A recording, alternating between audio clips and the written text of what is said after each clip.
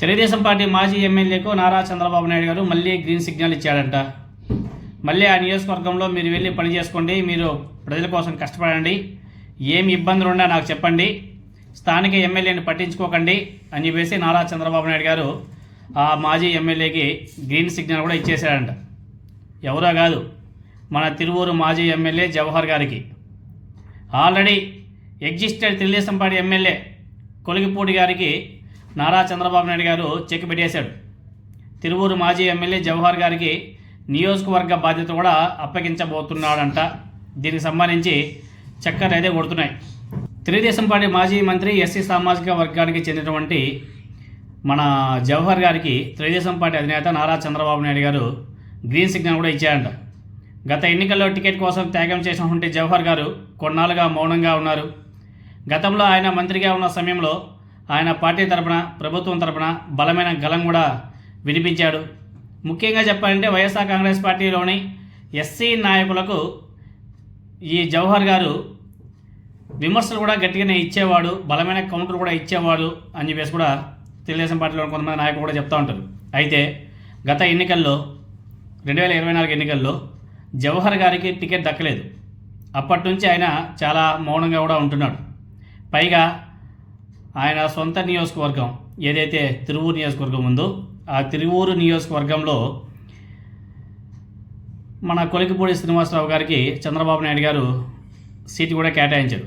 అప్పటి నుంచి జవహర్ గారు సైలెంట్గా ఉండిపోవడం, అదేవిధంగా ఆయన సొంత నియోజకవర్గం తిరువూరులోనే ఏదో పొరుగు నేతను చూస్తున్నారనే విమర్శలు కూడా గట్టిగానే వినబడుతున్నాయి. తిరువూరు నియోజకవర్గం నుంచి 2019లో పోటీ చేసినటువంటి జవహర్ గారు ఎన్నో ఆశలు కూడా పెట్టుకున్నాడు.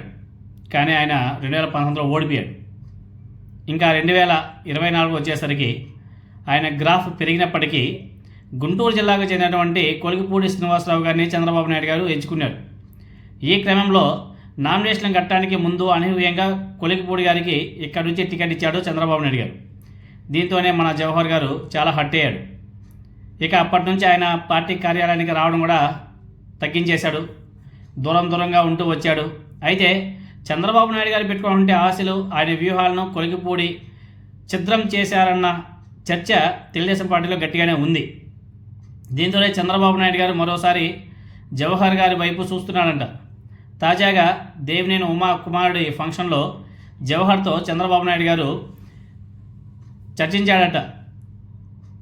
నియోజకవర్గంలో యాక్టివ్గా కావాలి, ప్రజల సమస్యను కూడా తెలుసుకో, నా దృష్టికి తీసుకురా అని చెప్పేసి జవహర్ గారికి నారా చంద్రబాబు నాయుడు గారు సమాచారం కూడా ఇచ్చారంట. అంతేకాదు, ఏ అవసరం వచ్చినా నేరుగా వచ్చేసే, నేను చూసుకుంటా అని చెప్పేసి చంద్రబాబు నాయుడు గారు జవహర్ గారికి కొంచెం గట్టిగానే చెప్పారంట.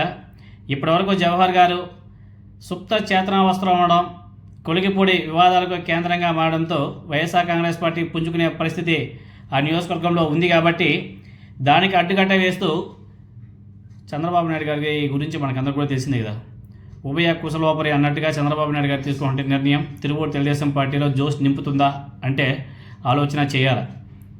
మొత్తానికి నారా చంద్రబాబు నాయుడు గారు మన కొలికిపూడి శ్రీనివాసరావు గారికి మాత్రం గట్టిగానే షాక్ ఇచ్చాడనేసి అనుకోవాలా. ఆయన అయితే ఆల్మోస్ట్ పక్కన పెట్టేశారనేసి చాలామంది చెప్పుకుంటూ ఉంటారు. నియోజకవర్గ బాధ్యతల నుంచి కూడా పక్కన పెట్టేశారంటే ఇంకా కొలికిపూడి శ్రీనివాసరావు గారు తెలుగుదేశం పార్టీ నుంచి ఎగ్జిట్ అయిపోవడం మేలేమో.